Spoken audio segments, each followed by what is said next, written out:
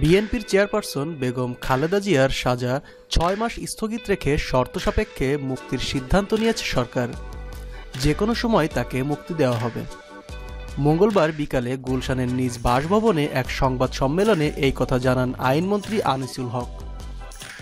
আইনমন্ত্রী বলেন, বিদেশ না যাওয়ার শর্তে ৪০১ ধারার এক উপধারা মতে তাকে মুক্তি বিষয়ে মতামত দিয়েছি। মতামত স্বরাষ্ট্র মন্ত্রণালয়ে পাঠানো হয়েছে। সেখান থেকে পরবর্তী সিদ্ধান্ত নেওয়া হবে। মানবিক কারণে তার বয়স বিবেচনা নিয়ে প্রধানমন্ত্রীর নির্দেশক্রমে এ সিদ্ধান্ত নেওয়া হয়েছে বলেও জানান তিনি।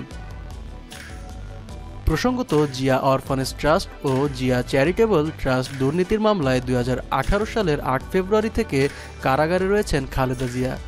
বর্তমানে তিনি বঙ্গবন্ধু শেখ মুজিব মেডিকেল বিশ্ববিদ্যালয়ের প্রিজন সেলে চিকিৎসাধীন অবস্থায় আছেন। ২টি শর্তে তাকে মুক্তি দেওয়া হচ্ছে বলে আইনমন্ত্রী জানিয়েছেন।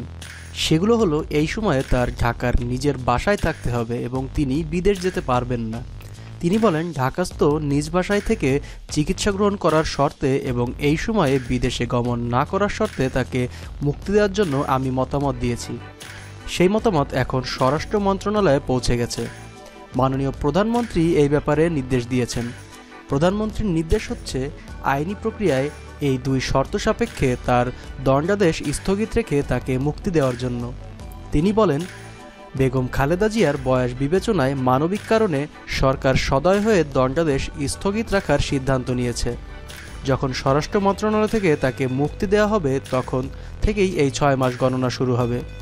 এই ৬ মাস পরে কী হবে জানতে চাইলে আইনমন্ত্রী বলেন, আগে তো ৬ মাস যাক, তার পরেরটা পরে দেখা যাবে।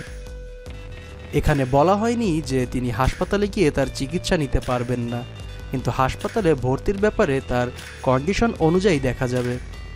এর আগে বিদেশে চিকিৎসার জন্য মুক্তি চেয়ে স্বরাষ্ট্র ও আইনমন্ত্রীর কাছে চিঠি দিয়েছিলেন তার পরিবার।